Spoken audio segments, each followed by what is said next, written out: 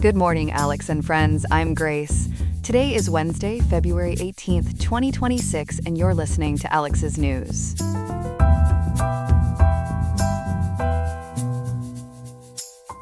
The weather in Riverside today calls for a high of 47.9 degrees and a low of 43.6 degrees, so bundle up if you're heading out. It's a chilly one for mid-February.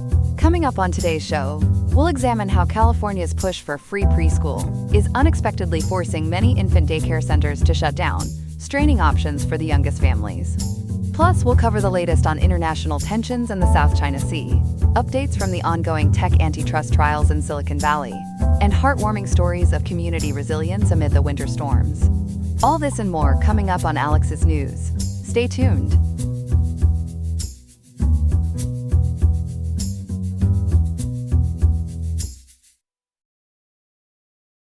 This morning, we're looking at a huge change in California schools' free preschool for almost every 4-year-old. It's called Transitional Kindergarten, or TK. Ethan, walk us through what the state set out to do. Grace, Governor Gavin Newsom came in promising universal preschool and more childcare, and TK is his main vehicle. CalMatters explains that lawmakers expanded an existing Young Fives grade so that by the 2025-2026 school year, every 4-year-old is supposed to be eligible. As of this current school year, children who turn 4 by early fall can get a free TK seat in their local elementary schools. The idea, according to Newsom and lawmakers quoted in the Daily Breeze, is to boost school readiness, narrow achievement gaps, and give families a financial break. When we say financial break, how big a difference are we talking about for parents? It is huge. CalMatters and KPBS have talked to families who are paying anywhere from about $9,000 to nearly $24,000 a year for private preschool. One mom in San Jose, Melissa Chen, told CalMatters she used to pay around $1,800 a month for a daycare her son hated. After switching him into a TK class in the Berryessa Union School District, she says he's thriving, and now she only pays a fraction of that for after-school care. So families are saving real money and feel their kids are better prepared. How much is the state spending to make that happen? The scale is enormous. According to CalMatters reporting that ran in the Southern California News Group papers, California's yearly spending on early childhood programs jumped from just over $5 billion in 2020 to more than $14 billion today. TK alone costs roughly $3 billion a year, on top of nearly $1 billion in one-time funds to help schools add classrooms and retrofit campuses. Newsom also created roughly 130,000 new subsidized childcare slots for low-income families, though PPIC notes he fell short of the 200,000 he originally promised. With that kind of money on the table, what are the broader benefits people are seeing from TK inside the schools? Teachers and parents tell CalMatters they see kids show up to kindergarten much more ready to learn. Being in the K-12 system a year earlier means children get screened sooner for speech delays or special education needs, so interventions can start earlier. Erica Jones from the California Teachers Association put it this way in one CalMatters piece. She said, quote, "TK pulls families into the school community sooner and keeps them connected longer," end quote. For a lot of middle and higher income families who are already paying full tuition, it feels like a win-win, better preparation, no bill. But we've been hearing it's not all upside. You've been looking into how TK is affecting private childcare centers. What's going on there? This is where things get tricky. CalMatters and a major UC Berkeley study both stress that the economics of childcare are unusual babies, and toddlers are very expensive to serve, but 4-year-olds are comparatively cheap. You need one adult for maybe 3 or 4 infants, but a single teacher can supervise 10 or even 12 older preschoolers. That means centers often lose money on infants and make it back on tuition from 3 and 4-year-olds. So, in effect, 4-year-olds help pay the bills for the babies. How does TK upend that? Exactly. Once the state offers a free, school-based option, parents understandably pull their 4-year-olds out of private care and enroll them in TK. The Berkeley report, called Unintended Competitors, says when those 4-year-olds leave, centers lose the revenue that was cross-subsidizing infant and toddler rooms, but their rent, insurance, and admin costs stay the same. At the same time, school districts are hiring away experienced preschool teachers with better pay and hours, so private centers get hit on both revenue and staffing. Do we have hard numbers on how many centers are actually closing because of this? We do for Los Angeles County, which is the best studied case so far. UC Berkeley sociologist Bruce Fuller and his team found that between 2020 and 2024, 167 community-based preschools shut their doors in that county alone. That wiped out about 12,000 licensed childcare seats, even after they accounted for falling birth rates and the pandemic. Closures were heavily concentrated in affluent zip codes like Palos Verdes and Brentwood, where families moved en masse from pricey private preschools into free TK. Affluent areas being hit hardest is counterintuitive. Why are richer neighborhoods seeing more closures? It comes down to who switched and how fast. The Berkeley team and CalMatters coverage of their work note that TK enrollment grew roughly 3 times faster in the wealthiest parts of Los Angeles County than in the poorest areas. Those families had the strongest financial incentive to leave private programs, and their school districts had the space and staffing to expand TK quickly. So private preschools in those neighborhoods lost a big chunk of their full-pay customers almost overnight, which is exactly the revenue they had been using to keep infant care afloat. And this isn't just an LA story. What are we hearing from providers in other parts of the state? CalMatters has profiled centers from San Diego to Sacramento, reporting eerily similar patterns: empty 4-year-old classrooms, shorter hours, or entire infant rooms closed because they no longer pencil out. One powerful example is More Learning Preschool and Childcare Center in Elk Grove, just south of Sacramento. Owner Frecia Moore told the Daily Breeze that she used to have a long wait list. Now she has a playground and 2 classrooms sitting empty, largely because 4-year-olds left for TK. She said she has not broken even in months, and if she closes, the county would lose 91 licensed spots, including 20 for babies under age 2. If those infant and toddler spots disappear, who feels that loss the most? Parents of the youngest kids, and often the parents with the least flexibility. Researchers and advocates told CalMatters that many communities already had childcare deserts, where there were far fewer licensed slots than children who needed them. As TK drains revenue and some centers close, those deserts deepen, especially for infant and toddler care that schools do not provide. Families working night shifts or irregular hours are also squeezed because they rely on private providers, longer days, and weekend coverage that TK does not offer. You mentioned that poorer communities haven't seen TK expand as quickly. Are low-income families missing out on these new free seats? In many cases, yes, or at least they face more hurdles. The Berkeley team found that in high-poverty neighborhoods, TK growth has been slower, partly because districts may not have enough classrooms or after-school programs to make TK truly usable for working parents. CalMatters adds that some low-income families already use subsidized private care with longer hours, so they are reluctant to switch to a 3.5-hour TK day without guaranteed aftercare. So far, the clearest, easiest benefit has gone to families who were already managing to pay private preschool. At the same time, we hear there are still long wait lists for subsidized care. How can that be, with so much new money in the system? It seems contradictory, but it comes down to who is covered. While early childhood funding has tripled, the Public Policy Institute of California and the state's legislative analyst say tens of thousands of kids who qualify for subsidies still do not have a spot. In Los Angeles County alone, more than 20,000 low-income families are on wait lists. Some of those children will eventually get a free TK seat at 4, but that does nothing for the first few years of life, when their parents may have no affordable option at all. Given those challenges, do all families jump at TK when their child turns 4, or do some say no thanks? Some walk away, even when it is free. CalMatters told the story of Brittany Jackson, a single mom in Elk Grove who uses a state voucher so her 3-year-old can attend more learning.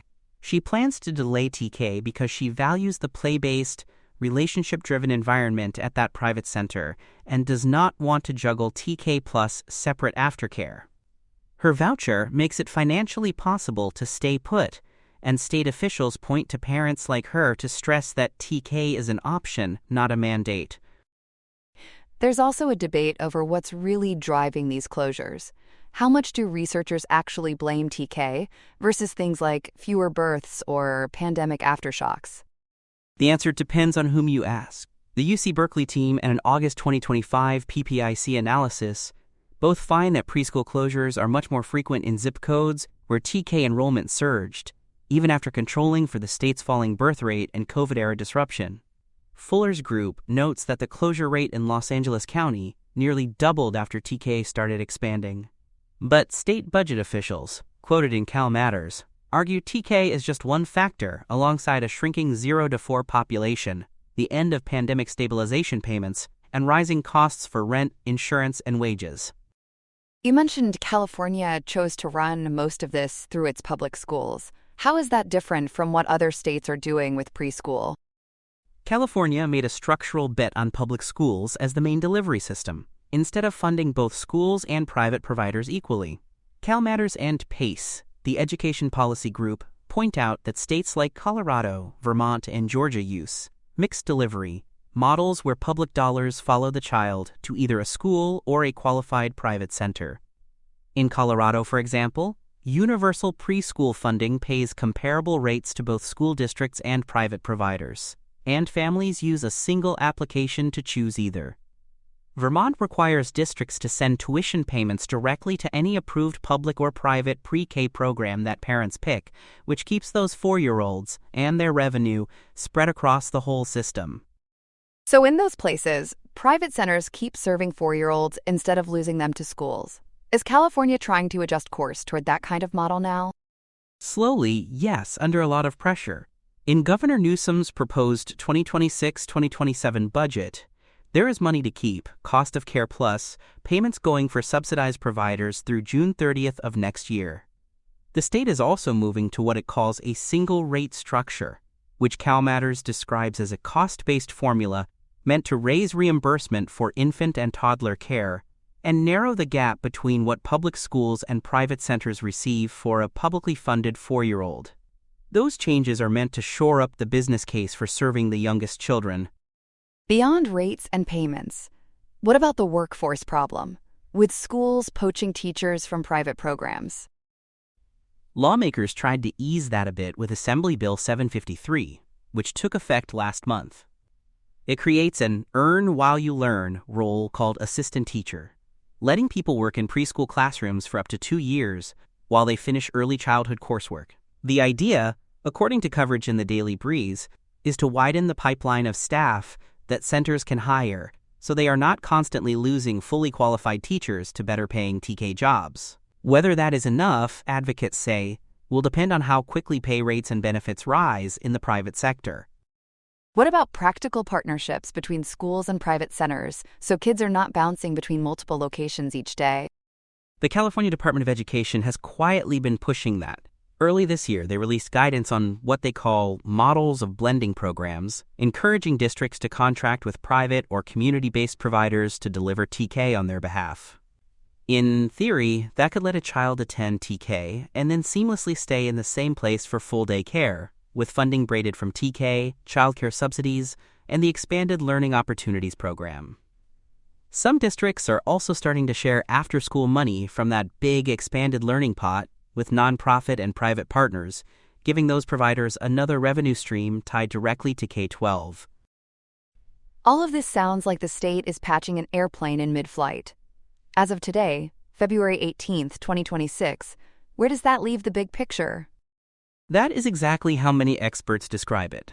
Cal Matters and PPIC say California has essentially achieved universal preschool for 4-year-olds and tripled early childhood spending since 2020, a huge policy win that the governor calls, quote, the most significant expansion of childcare in America, end quote. At the same time, UC Berkeley's numbers and on-the-ground stories from places like Elk Grove and West Los Angeles show a parallel story of private centers closing, infant and toddler slots disappearing, and low-income families stuck on wait lists. The state is now racing to build the supports and partnerships it did not put in place at the beginning, trying to make sure the success of TK does not keep coming at the expense of care for the youngest kids. So the promise of universal TK is real, but it's running head-on into a fragile childcare system that was already under strain. Ethan, thanks for breaking that down for us. Thanks, Grace. Here are some other headlines. A battle over what gets put in park is heading to federal court. On February 17, 2026, a coalition of 6 conservation and historical groups sued the United States Department of the Interior in Massachusetts, aiming to stop the removal of history and science exhibits from national parks. They say Interior Secretary Doug Burgum and the National Park Service are scrubbing references to slavery, indigenous history, and climate change under a 2025 order called Restoring Truth and Sanity to American History. The suit follows Judge Cynthia Roof's order, restoring a slavery exhibit in Philadelphia's Independence National Historical Park, where she warned the government cannot play a Ministry of Truth and disassemble history at will. The plaintiffs seek a permanent injunction across more than 430 sites, arguing the law requires parks to tell the whole story, not just the highlight reel. In Los Angeles, the scroll is on trial, along with the man who made it famous. Meta chief Mark Zuckerberg is set to testify today, February 18, 2026, in a bellwether case testing whether platforms were engineered to hook minors. A 20-year-old plaintiff says early, compulsive use of Instagram and YouTube left her with severe depression and suicidal thoughts, pointing to infinite scroll and push alerts as digital slot machines for young brains. Instagram head Adam Mosseri has insisted engagement is not the same as addiction, but a jury will now weigh whether likes led to harm. The verdict could set precedent for more than 1,600 similar suits, and push social media and even future artificial intelligence services to redesign the very features that keep users glued. In Hollywood, it is a real cliffhanger. Warner Bros. Discovery has hit pause on Netflix and deal to hear a rival pitch. After a 7-day waiver, the company reopened talks with Paramount Skydance on February 17th. Paramount, led by David Ellison and backed by Larry Ellison, is dangling an all-cash offer of roughly $30 to $31 a share, valuing Warner Bros. Discovery at about $108 billion, topping Netflix's roughly $82.7 billion pact that would spin off cable channels like CNN and TBS into Discovery Global. Paramount would keep everything under one tent and is offering a $2.8 billion breakup fee to Netflix, plus a ticking fee of 25 cents a share each quarter if closing drags past 2026. Chief Executive David Zaslav and the board have until February 23 to decide before shareholders vote on the Netflix deal on March 20th, a plot twist that will shape the futures of CNN, HBO, and the storied Warner Bros. Studio. In the courts, Bayer is trying to round up its Roundup troubles. The company announced a proposed $7.25 billion nationwide class settlement on February 17 to resolve tens of thousands of current and future United States lawsuits over its glyphosate weed killer. The plan, subject to approval in St. Louis Circuit Court, would create a long-term tiered claims program for people diagnosed with non-Hodgkin lymphoma after past exposure, paying out annually over as many as 21 years without admitting wrongdoing. Bayer is boosting its litigation reserves to about $13.9 billion, roughly 11.8 billion euros, and warns of negative free cash flow in 2026 as checks go out. Average awards could range from $10,000 to $165,000 for those diagnosed now or within the next 16 years, even as the Supreme Court prepares to hear Monsanto Company versus Durnell in April, a case that could either weed out or fertilize future claims. And in Washington, a vanishing web page is raising red flags. ProPublica reports that on February 18th, the Food and Drug Administration quietly removed a consumer warning site that had long condemned fringe autism treatments, like chlorine dioxide, also sold as Miracle Mineral Solution, and raw camel milk. The deleted page had also urged families to avoid chelation, hyperbaric oxygen, and detox clay baths, calling them risky and unproven. Health and Human Services officials under Secretary Robert F. Kennedy Jr. described the change as routine housekeeping of content not updated since 2019.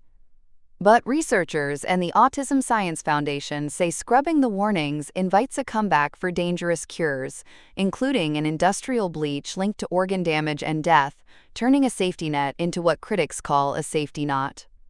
The move underscores a growing clash between the administration's health leadership and mainstream science over how government should police medical misinformation. That's all we have for now. Today's episode was made by Alexander King, with GPT 5.1, Gemini Pro 3, Gemini Flash 3, and Google Cloud Text-to-Speech. I hope you have a great day. I'll see you tomorrow, Alex.